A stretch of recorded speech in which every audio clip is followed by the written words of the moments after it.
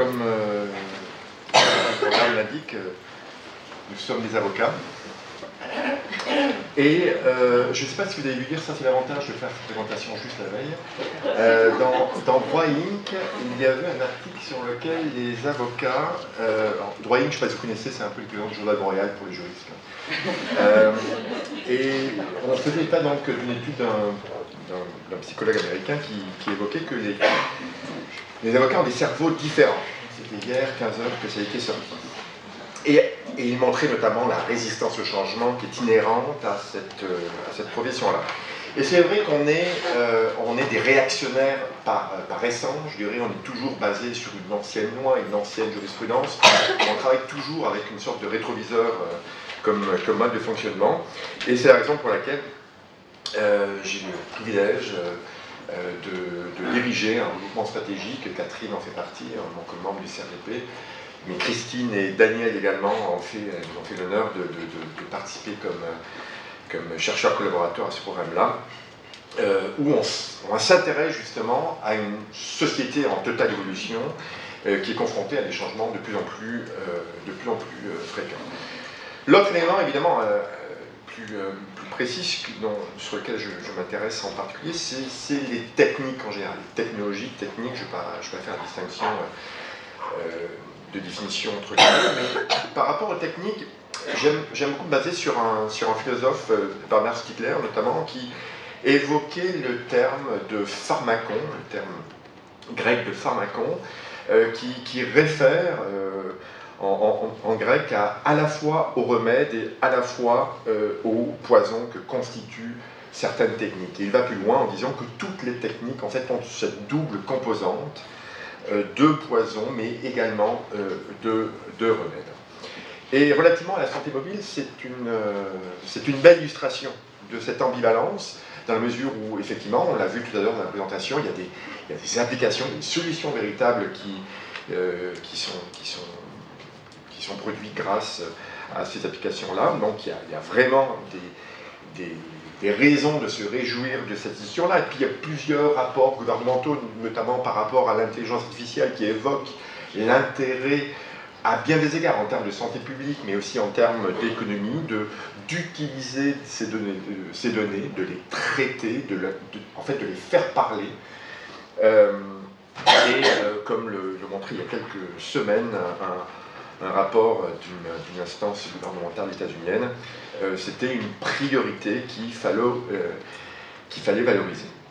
Évidemment, cette technique, elle est source à des sentiments plus chagrins, et il y a quelques semaines encore, il y a eu, dans la même mouvance, un rapport de la Commission d'accès à l'information, j'évoque celui-là, mais il y en a des tonnes, mais celui-là à quelques jours, donc de la CAI, qui, par rapport à cet équilibre entre d'un côté l'utilisation de données et de l'autre la protection des individus, il fallait tenter de trouver justement un équilibre qui soit bien dosé.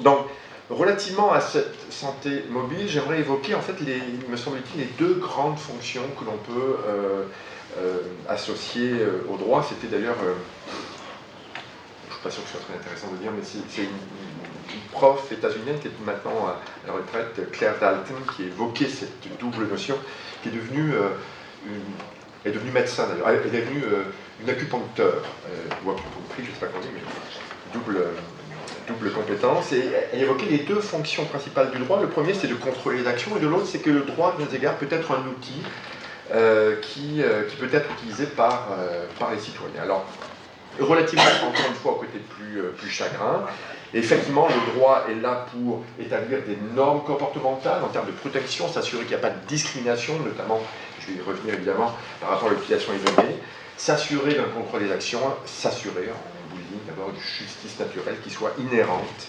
à ces règles. Et sur l'aspect plus fonctionnel que le droit est susceptible de présenter, ça peut être un véritable outil qui en premier lieu, première fonction, première utilité, peut jouer un rôle de guide en établissant le chemin à suivre. Et dans le domaine de la santé mobile, évidemment, vous êtes en attente de normes qui vont pouvoir vous dire dans quelle direction aller. mais aussi le droit comme outil, et c'est présent dans un certain nombre de lois notamment, et de doctrines. Le droit doit à bien des égards favoriser l'innovation.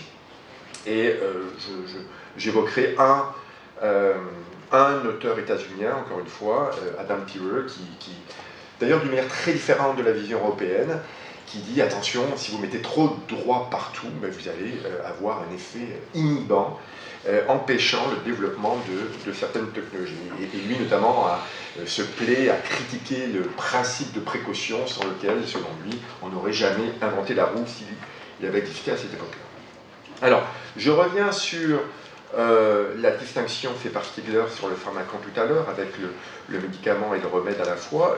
La première partie que j'aimerais évoquer rapidement, c'est, et puis rapidement parce que ça a été présenté tout à l'heure, puis je crois qu'il y a des éléments que Catherine va évoquer aussi, je voudrais évoquer d'abord le fait que le médicament demandera d'être apprivoisé, et le droit, à cet égard-là, peut être un outil assez utile à cet égard-là. Et ensuite, il faudra montrer, et je prends toujours la terminologie qui est la vôtre, je voudrais montrer aussi que le fait d'apprivoiser ce droit-là va nécessiter, j'aime pas trop la notion d'équilibre, mais assurément une posologie pour s'assurer ce que l'on peut être capable de faire. Alors, sur le médicament, en premier lieu, et vous l'avez évoqué un peu ce matin, et je suis sûr que durant la journée ce sera la même chose, on se rend compte que c'est une notion qui est en santé, qui est très à la mode. Tant au niveau des faits qu'au niveau du droit. Alors, au niveau des faits, comme juriste, il est toujours assez intéressant de regarder l'objet d'analyse que constitue une technologie, et c'est assez étonnant de voir donc, le droit qui est supposé être docte, avec un rapport au temps qui est différent. C'est intéressant de voir le contraste avec l'émotion qui suinte quand on parle de technologie. Il y a un sociologue de technologie italien, Vincenzo Susca, qui parle de la technomagie, qui parle de cet aspect très émotif par rapport à l'introduction de nouvelles technologies. On y voit, à bien des égards, des tendances à l'abomination. Mon Dieu, c'est terrible, c'est excessivement dangereux, il faut faire attention. Puis de l'autre, on a vraiment l'impression que ça va nous sauver le monde. Et puis d'ailleurs, chez les philosophes, vous avez les pro-technologies, la Michel Serres, vous avez les contre, qui sont très méfiants vis-à-vis de l'introduction, tout feu tout flamme, des nouvelles technologies ou applications. Vous avez d'autres auteurs, il était venu d'ailleurs au CRDP il y a quelques mois, Eugénie Morozov, qui lui a un point de vue encore plus revendicatif et qui dit mais attention, les technologies à la Google, à la Facebook ont une volonté derrière tout ça très oppressive. Il y a une volonté d'inculquer des manières de faire, des manières totalement opaques aussi quand l'utilisation est donnée, et il faut faire attention à ce solutionnisme technologique. Il a fait un livre notamment où il critique le fait que très souvent on considère les technologies comme le piton sur lequel on va appuyer et on va tout solutionner. Plus anciennement, Jacques Ellul est aussi un auteur, professeur de droit à l'origine, d'histoire du droit, qui en 86, il a surtout travaillé sur la société technique dans les années 50, mais en 86 il a écrit un brûlot anti-technologie sur le bluff technologique où il évoque la nécessité de faire attention par rapport encore une fois, à ces adoptions très émotives de technologies sur lesquelles, encore une fois, il faut faire attention. Donc, vous avez des faveurs sur le plan factuel, mais aussi des défaveurs qui souvent sont basées sur du ressentiment. Pour tous les parents ici qui ont des enfants qui ont utilisé l'iPad, c'est fascinant de voir le nombre d'études qui vous disent que c'est fantastique l'iPad, et des études aussi sérieuses qui vous disent mon Dieu, c'est catastrophique. Donc on est encore, sur le plan factuel, me semble-t-il, à une époque très adolescente, ce qui n'est pas normal d'ailleurs, étant donné l'ampleur de la révolution. Cette faveur ou cette défaveur, ce caractère émotif, on le retrouve également dans le droit. Et je vais prendre simplement un seul exemple. La loi sur le ministère de la Santé et des Services sociaux, à son article 3, dit que le ministre doit effectivement favoriser l'introduction des technologies. Donc, au plus haut lieu, on veut s'assurer de l'introduction. Et de manière plus générale, je référerai simplement, faute de temps, à un blog que nous avons écrit avec Catherine, qui est disponible sur sa chaire, où on identifie des études internationales qui évoquent, sans aucune gêne, je veux dire, la nécessité d'aller vers l'avant, vers une introduction plus grande des technos. Alors, loin de moi le fait de critiquer cette mise en avant, parce qu'effectivement, les possibles sont considérables. Alors, moi, au départ, je suis un spécialiste de la gestion documentaire. J'entendais des bibliothécaires tout à l'heure, là je ne suis pas très loin de ce domaine-là, et c'est au niveau de la preuve, notamment, comme juriste, que je m'intéresse à ces éléments-là. Et il ne fait aucun doute que ces technologies ont un potentiel en termes de fonction documentaire à toutes les étapes du cycle du document, qu'il soit numérique, enfin un document sur l'application, un fichier dans une application est une forme de document. Et donc, à toutes les étapes du cycle du document, et là je suis vraiment dans la bioéconomie, dans les sciences de l'information, que ce soit de sa création jusqu'à sa destruction, pour reprendre une expression qu'on trouve dans une loi québécoise, vous avez des changements par rapport à l'introduction de ces applications mobiles. La première, c'est sur la création. On a donc la possibilité maintenant d'avoir des patients, des individus qui vont générer eux-mêmes du contenu. Traditionnellement, et d'ailleurs les lois sont basées sur ce modèle-là, traditionnellement c'est le médecin qui retient de l'information, qui collecte lui-même de l'information et qui la garde pour lui. Là, on a une situation, on a un changement de paradigme très grand, c'est-à-dire que la création, la production de contenu, d'informations relativement à la santé de l'individu, peuvent être créés par l'individu lui-même. Donc c'est un bouleversement déjà qui est considérable. Je ne vais pas faire toutes les étapes, mais en matière de consultation également, vous avez un changement, vous avez un accroissement véritable quant à la capacité d'accéder à un contenu intéressant pour le patient. C'est peut-être l'un des bouleversements le plus grand. Les médecins détestent qu'un médecin arrive en disant « je suis allé voir sur Google » et puis en fait c'est peut-être plus grave que ce que vous pensez. Mais peu importe, justement, ces applications peuvent être un moyen d'avoir un accès à de l'information plus juste que celle qui est simplement disponible sur Google. Gros changement également sur la conservation des données. Parce qu'à bien des égards, le patient maintenant a une maîtrise, a un certain contrôle sur ses propres données, ne serait-ce que par le téléphone dont il dispose, qui se perd très facilement, et sur lequel il va y avoir, dans le meilleur des cas, un mot de passe pour accéder au contenu. Donc, alors que dans l'ancien modèle, la sécurité était le monopole du gestionnaire des données, donc en l'occurrence le médecin, qui d'ailleurs dans la loi a l'obligation de garder les données patients dans l'officine du médecin. Le paradigme, c'était que la protection est associée à l'immobilisation des données. Ici, on a un modèle qui est complètement différent. Au contraire, les données circulent. Les données sont, à bien des égards, situées à différents endroits, et notamment sur le téléphone cellulaire de l'individu. Et sur la destruction, là encore, il y a une capacité de contrôle de la part de l'individu qui m'apparaît plus grande. Donc, à toutes les étapes, et je m'excuse d'aller aussi vite, mais il y a un véritable bouleversement de la gestion documentaire. Vous avez évidemment des possibles en termes de fonctions médicales, et ça, je ne vais pas les traiter, tout simplement, et surtout parce que je n'ai pas la compétence, je vais simplement les nommer, je ne sais pas si tu auras l'occasion d'en parler, Catherine, mais le premier élément qui est facile, c'est même dans le résumé, Christine, de la conférence d'aujourd'hui, il y a une capacité très grande d'autonomiser le patient et aussi d'individualiser les soins qui lui sont offerts. Deuxième point, et je vais peut-être être un peu plus juridique, c'était mon mandat, et évidemment, ce médicament donne lieu à une posologie. Et le droit peut être un moyen, et évidemment pas l'unique moyen, mais le moyen pour contrôler cette posologie. Et le terme de contrôle est assez simple parce que la notion de contrôle est inhérente à toutes les lois sur la vie privée. En gros, toutes les lois, puis il y a des différences entre les lois, mais le principe est transversal et global, je dirais. Toutes les lois sont basées sur le fait qu'une donnée personnelle, dont vous avez une définition ici qui est excessivement large, une donnée personnelle, c'est une donnée qui permet d'identifier une personne. Donc, Daniel Van Stock, McGill, c'est une donnée personnelle, parce qu'il n'y a qu'un Daniel Van Stock à McGill. Il y en a deux. Donc, ces données personnelles, et ces données personnelles donnent lieu à un certain nombre de modalités de contrôle, et ces modalités de contrôle sont encore plus grandes quand les données sont dites sensibles. Et évidemment, dans le domaine médical, les données sont très facilement sensibles. Je ne vais pas donner une définition de données sensibles, mais il est facile d'illustrer des hypothèses où des données médicales seront considérées comme telles.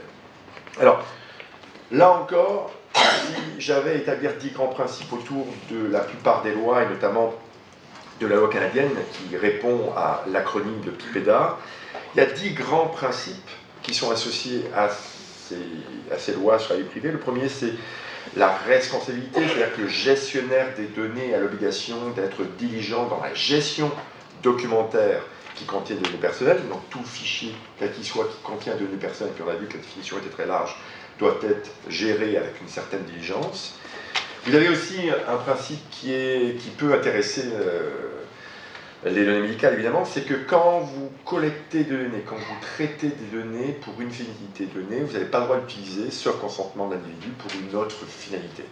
Donc quand, par exemple, vous avez collecté des données patients sur un client, un exemple qui m'est arrivé 3 fois, 3 enfants à Sainte-Justine, à chaque fois, je recevais des compagnies de lait en poudre par la poste, chez nous, un bidon de lait. Comment ont-ils su que, 1, j'ai eu un bébé, et puis que 2, le bébé était...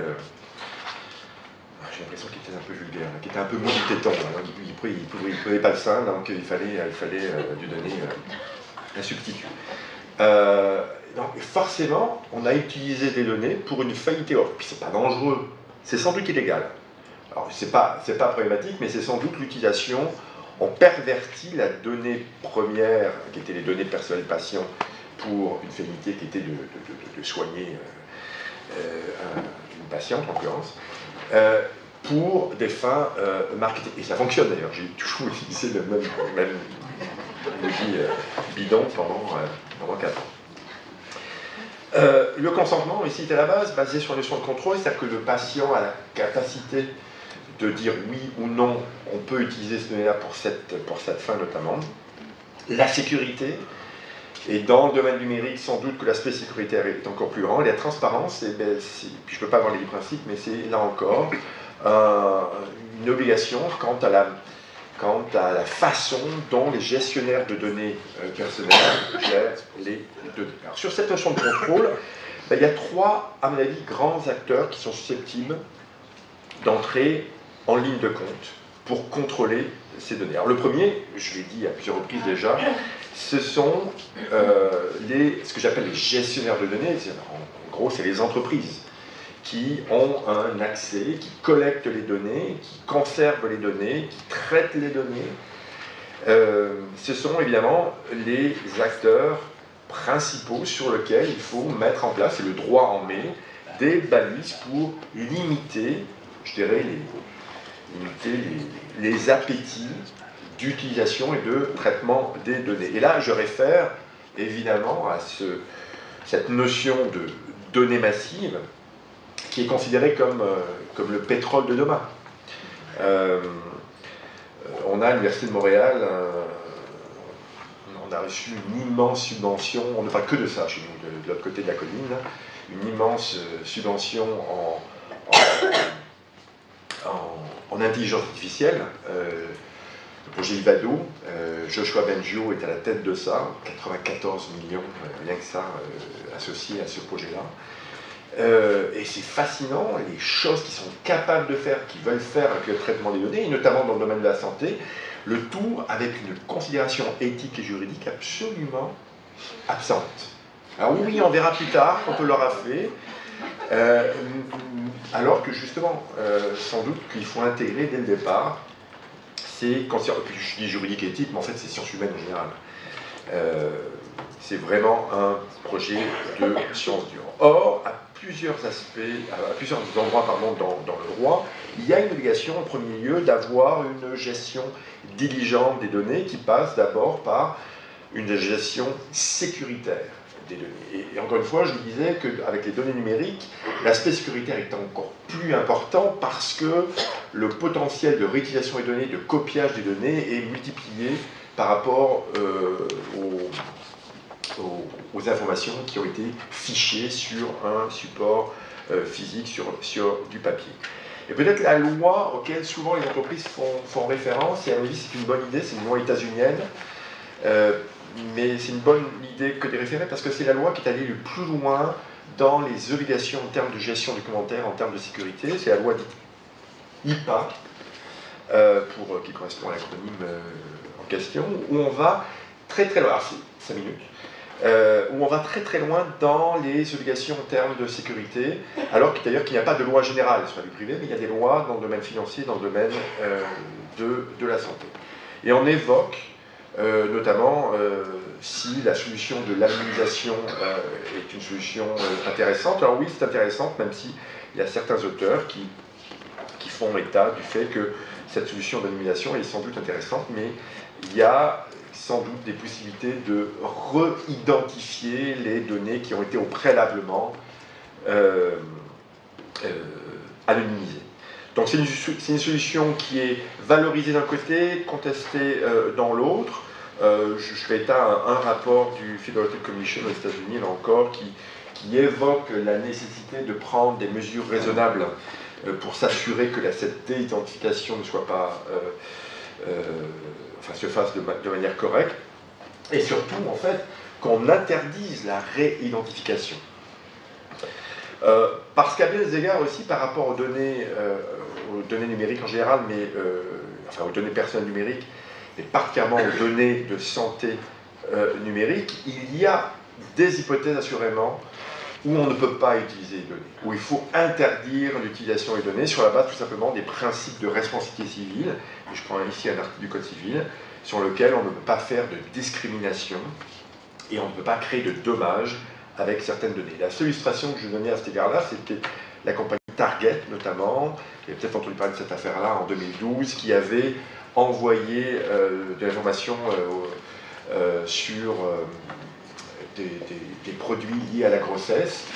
Le père avait contacté Target, il mais pourquoi vous m'envoyez ça, il n'y a aucune raison.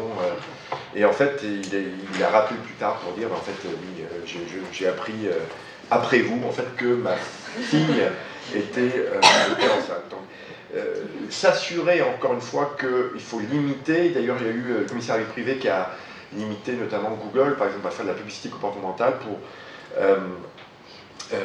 pour les données liées à la santé. Donc, véritablement, on a de plus en plus des tendances à responsabiliser les plateformes, les gestionnaires de données qui voudraient utiliser les données de santé pour des fins mercantiles. Le deuxième moyen de contrôler en 3 minutes, et là ça va aller très vite, c'est, comme je disais tout à l'heure, l'individu a une capacité de contrôler ses propres données. Et ça passe toujours par le contrat, le fameux contrat, qui est malheureusement passablement perverti dans la mesure où il souffre, et je prends encore une fois l'allégorie médicale, d'un certain nombre de pathologies. Les contrats sur les écrans, c'est un peu comme l'oxygène, il y en a tellement que vous ne pouvez plus respirer. Ce sont des contrats au kilomètre, ce sont des contrats au kilo, qui à bien des égards sont faits, j'en suis persuadé, pour être sûr qu'on ne les lise pas. C'est un peu comme la chanson de Dalida, là, des mots, encore des mots. Et ça s'aperçoit dans le contrat Facebook. J'ai une tendance insomniaque et j'ai toutes les copies des contrats Facebook et on voit une inflation qui fait que maintenant Facebook, et c'est complètement aberrant, est plus long, le contrat Facebook, que la Constitution américaine. La deuxième problématique par rapport au contrat sur des mobiles, c'est la lisibilité. Alors, je disais que c'était déjà difficile de lire sur un écran, mais imaginez sur un écran de cette taille-là. Et il y a plusieurs, et ça j'attends de personne, c'est une vieille référence. Je suis quand même un peu honté d'évoquer un prof de com devant des gens de com, mais Jacob Nielsen a été, il y a des gens longtemps, capable de mesurer les différences de lisibilité d'un écran sur le papier et à bien des égards les défauts qui sont associés à la lecture écran par rapport le dernier point que je traiterai en fait c'est Donc on a vu qu'il y a un contrôle par les entreprises, il y a un contrôle par les individus, mais sans doute faudrait-il aussi des contrôles par des instances tierces, qu'elles soient privées ou qu'elles soient publiques. Alors, si je prends la loi IPA que j'évoquais tout à l'heure, ben, à bien des égards, dans IPA, il y a une éloge, ce que j'appelle une éloge de la documentation, c'est-à-dire qu'on oblige les compagnies à documenter leur manière de faire. Et à la suite de ça, il y a des audits internes qui sont faits par les entreprises, et parfois des audits externes aussi, qui a été évoqué ce matin, qui peuvent donner lieu à des labels qualitatifs. Alors, c'est une solution qui est souvent évoquée depuis longtemps dans le domaine du commerce électronique, qui est un de mes champs de compétences. Depuis les années 90, on évoque ces labels, et ça, pour l'instant, à date, là, ça n'a jamais fonctionné. Pour une raison première, c'est qu'il y avait une trop grande variété de labels, et que face à cette variété de labels, ben, on ne savait plus tellement auxquels se fier.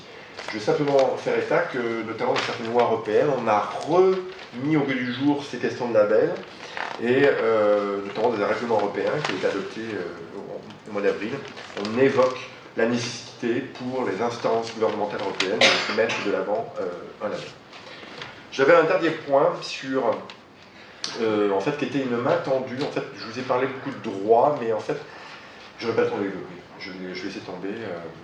Mais je vais résumer en 2 mots, simplement vous dire que effectivement les lois relativement à la vie privée dans le domaine du numérique évoquent uniquement des grands principes et souvent s'évertuent et se limitent à ça, à faire une main tendue vers des normes plus industrielles, des normes de type ISO, des normes de type ANSI, des normes marchand. Et c'est très intéressant, je pense que c'est une réponse très rapide, à bien des égards plus adaptable à un domaine qui est évolutif, qui est changeant, qui est fluctuant. Mais de l'autre, il ne faut pas non plus se leurrer que derrière ces normes-là, ben, il y a des manières de faire, il y a des standards qui sont rédigés, qui sont produits par l'industrie elle-même.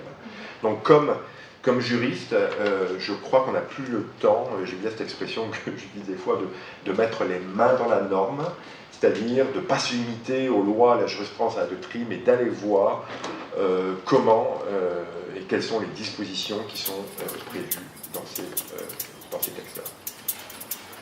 Merci beaucoup.